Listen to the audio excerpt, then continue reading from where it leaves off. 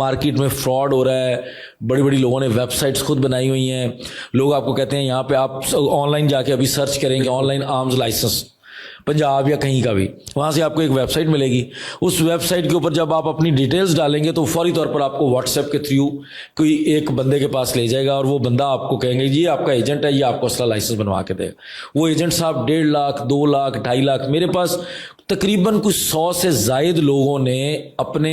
वो स्क्रीनशॉट्स, अपने वो वॉइस नोट्स शेयर किए हैं जिसमें उनके साथ खुल्लम खुल्ला फ्रॉड हो रहा है। 1.5 लाख 2 लाख 3 लाख इतना नॉर्मल है जो फ्रॉड हो रहा है। और तकरीबन वो कहते हैं सब लोग कि हमने FIA को, हमने पुलिस को रिपोर्ट भी किया, लेकिन पता नहीं उनका कोई हिस्सा है या पता नहीं उनका क्या मामलात है कि वो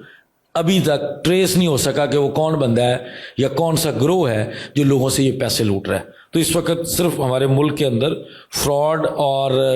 हमारी हुकूमत की